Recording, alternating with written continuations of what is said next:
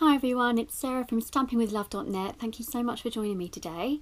Today I wanted to pop on here to show you these gorgeous boxes that I've been making. It actually came about because I attended a team retreat last weekend with my lovely teammates and upline, and I wanted to gift my upline one of these gorgeous Neals Yard hand creams, so I obviously wanted to make my own gift packaging for it. So the finished box I've come up with measures 4 3/4 inches tall by 2 1/4 inches on all the sides, and I've also created an insert in the centre of the box so that the hand cream can sit in it, so it doesn't sort of move about in the box.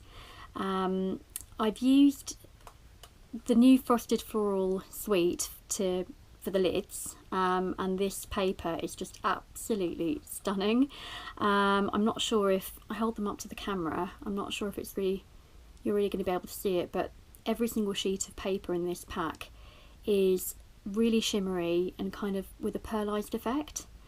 It's called the Frosted Floral Speciality Designer Series paper, and so I thought I'd come on here and show you how I did it. So I'll just push these over to the side. For this project, you're going to need a piece of cardstock that measures 9 1/2 inches by 7 inches. Another piece that's for the insert inside the base, and that measures 5 1/2 by 5 1/2 inches. A piece of Designer Series paper for the lid, and that measures 6 1/4 inches by 6 1/4 inches. If I just hold that up to the camera, I'm not sure if that's coming across any better, but honestly this paper is just so pretty. And then one more piece of Designer Series paper, and that's going to go on your insert, and that measures 2 inches by 2 inches. So we need to do some scoring, and I'm going to use my stamping trimmer today for that, because I think we actually forget how good this tool is for that. I always use it to trim, but I never remember to use it to score. So when I'm making a lidded box, my top tip is that I actually like to shave a tiny bit off of both sides for my base, so that I know that my lid will fit comfortably when the box is actually made and finished. So I'll show you exactly what I mean. This piece has already been cut to 9 1/2 inches, which is what we need. But what I'm going to do is I'm going to just move it, that's where the blade is, I'm just going to move my cardstock slightly, very slightly over to the right. If you want a measurement, it's about 1/16 of an inch, but you actually don't need to measure it. You just literally need to just move it to the right hand side of the blade. And I'm going to just trim that off. And if I just show you, that is literally how much I've trimmed off. It's just a tiny piece. And then I'm going to rotate it, and I'm going to do the same on the other side. Just moving it slightly to the right of the blade, and I'm trimming that off as well. Okay, and then I'm going to do exactly the same for my insert, so I don't forget to do it. And that piece was the 5 1/2 inches. I'm just going to literally move it slightly to the right and trim, rotate it, and do exactly the same on the other side.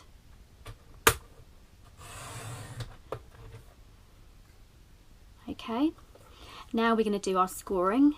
I'm going to start with a long piece, and for this we need to put our 9 1/2 inches at the top on the long side, and we're going to score at 2 1/4,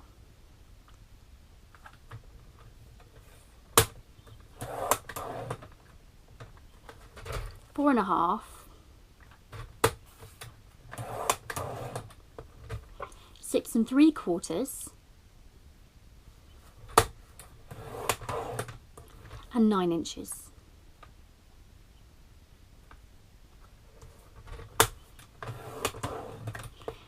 Then rotate your cardstock so that the short side is at the top, and we're going to score at 2 inches.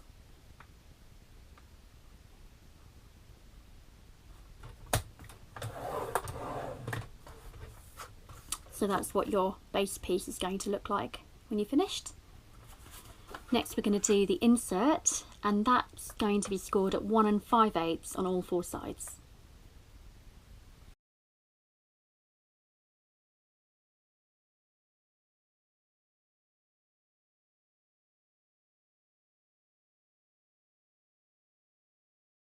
And that's what the insert looks like.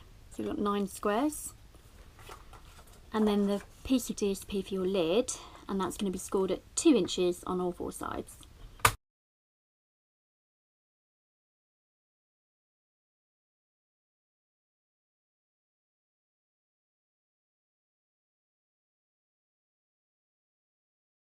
Okay, so that's all our scoring done.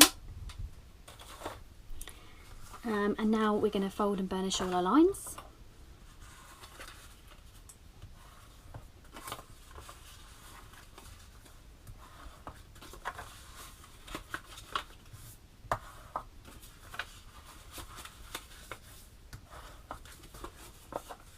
That's our lid, the insert,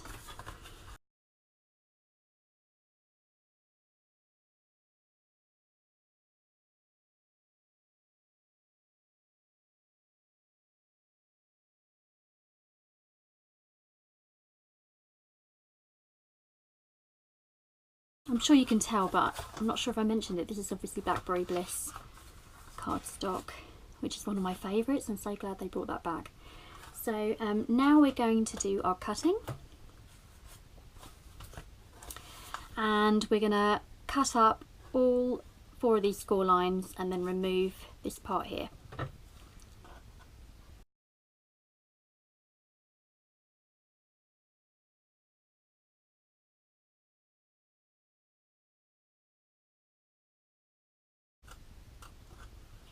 And then when we get to this end, I'm just going to cut into that at an angle and do the same on that corner.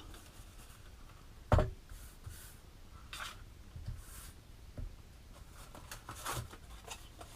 the insert, I'm going to cut into the corner score lines, and I'm going to notch out these sides.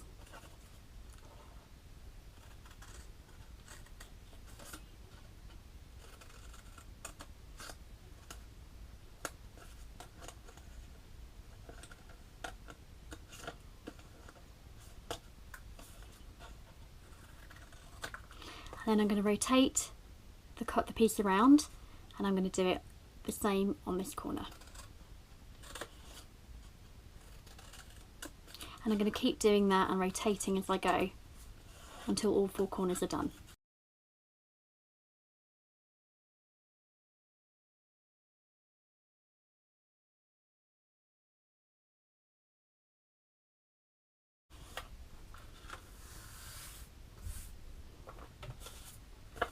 And I'm going to do exactly the same as I did for the insert for the lid.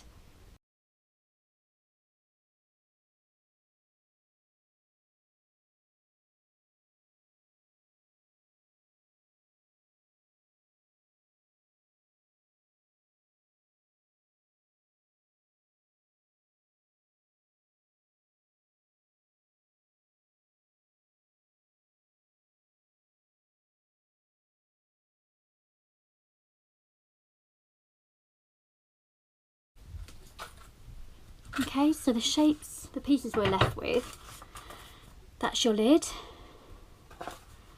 that's your insert, and that's your base. And you're left with the 4 short flaps and that little side, which is the one we're going to use to adhere the sides down. So I'm now going to use some tear and tape on this edge here to adhere my base together.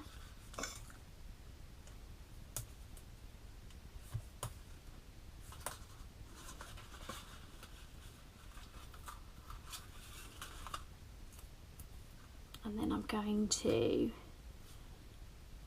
put some there.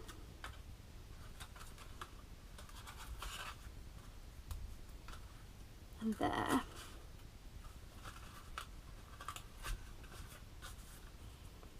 One piece should be enough. I mean, you can always put some more there if you want to make sure it's really secure, but tear and tape is pretty strong, so I would have thought that would be enough. And then you just want to peel the backing off.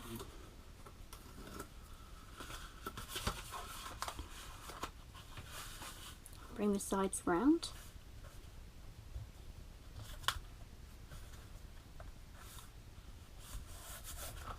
And stick them down like that. And then you just want to close all the other sides in. And then you can just literally peel those off.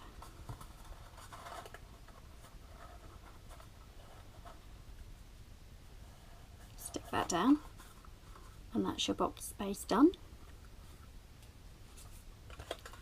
Now for the insert, I'm going to flip that back over so I'm left with this square panel, and that's where I'm going to be putting my little piece of DSP, and I'm just going to use snail to stick this down.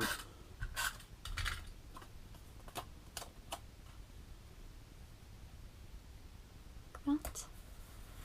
And now I want to die cut a circle into the centre of it, because that's where the cap of my cream is going to go through. So I'm just going to literally bring my big shot in.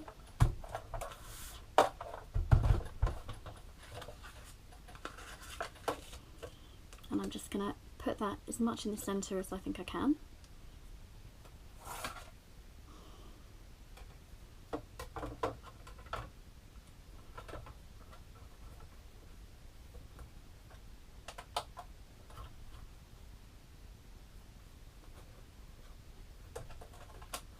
And I'm going to run that through.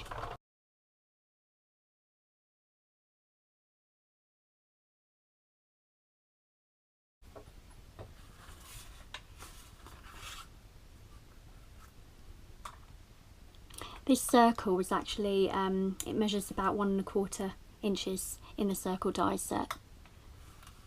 Pop that out, and I'm left with my circle. And now we can build our base. So I'm just going to put some snail on all 4 of these corners.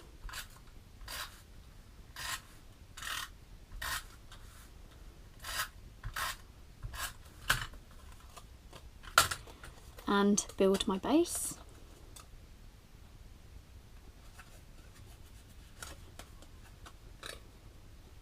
By lining up the corners like that.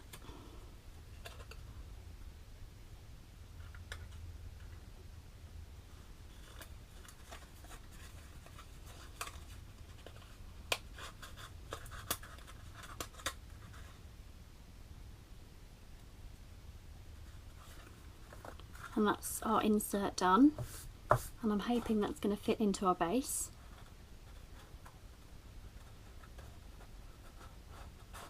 And it does. It fits in really nice and flush. Just push that all the way to the bottom, and that's how it looks inside. And then you can just pop the hand cream in. So that's really cute. Next we're going to make our lid. And again, just as before, I'm going to just add snail to these corners.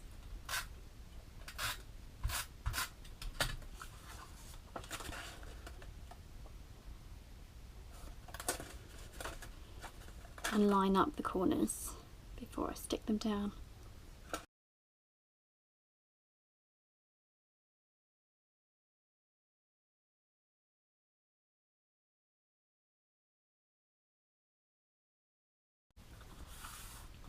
And then hopefully this will go straight on.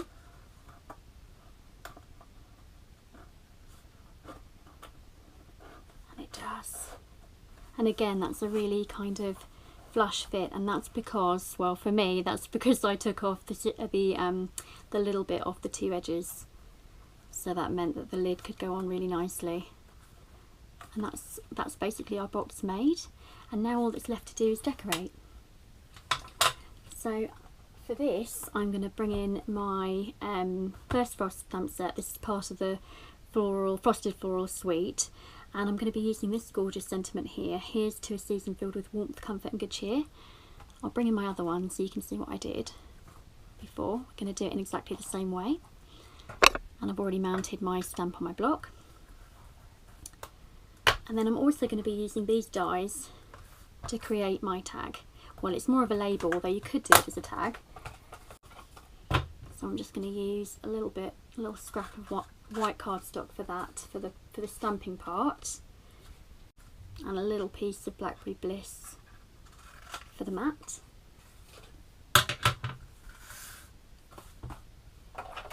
Bring my Big Shot back in.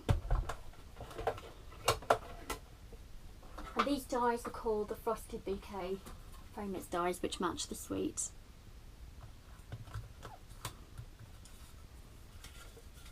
I can run them through at the same time actually, so that's Blackberry Bliss is going to be the matte, and the white part's going to be a smaller frame, and we can just run that through.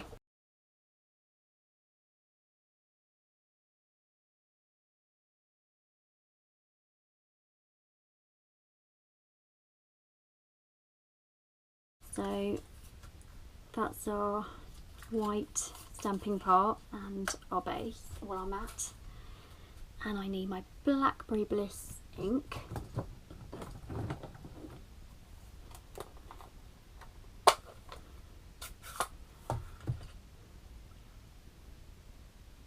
Make sure I've got it the right way up.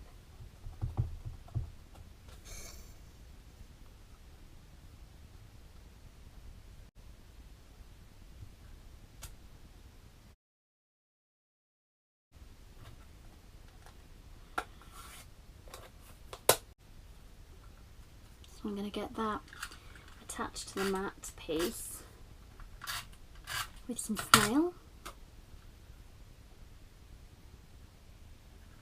I just love the way that fits so perfectly. Such a nice shape as well. So now I'm going to get some ribbon on my box. And I'm actually going to go for this white ribbon with the silver trim that's in our annual catalogue. There are other ribbons that would go, and of course, like, you could pick any one of these colours out and it would still look gorgeous, but I just find this ribbon ties really beautifully on boxes, which I love. So I'm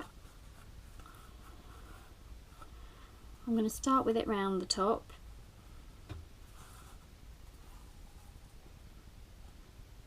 make sure the ends are even at the bottom, and then turn it upside down.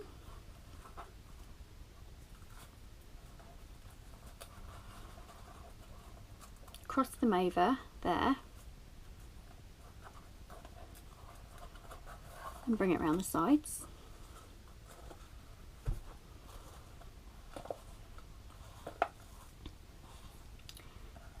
And then slip that bit underneath and that one over the top and underneath. Pull it through. Hopefully now we can make a bow.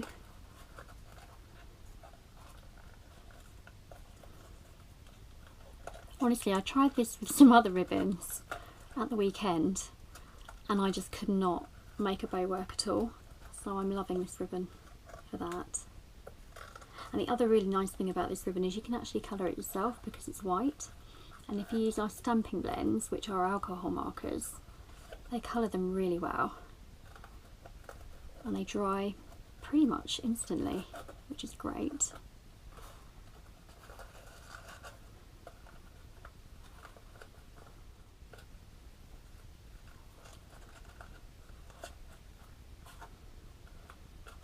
Okay. And then just snip off the ends like that.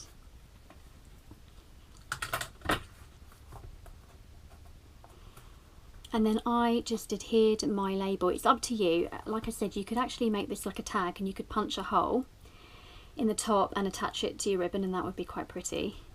But I just, with these two, I just actually attached them with dimensionals. If you don't want to go over the lid, you could just put them on the bottom half, but I'm going to do it on all three corners with some dimensionals.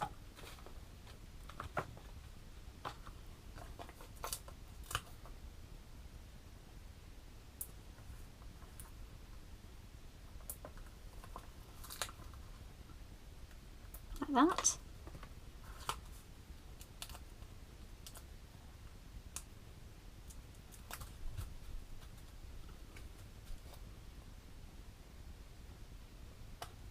and stick that down like that. And then just to finish off, I'm going to use some of these gorgeous frosted, I think they're called frosted epoxy droplets, something like that, but they are absolutely gorgeous. They're part of the same frosted floral suite, and if I hold them up to the camera, I'm not sure if you can see the difference, but one half of them are clear and one half of them are actually frosted, and they look just like dewdrops. They're just gorgeous.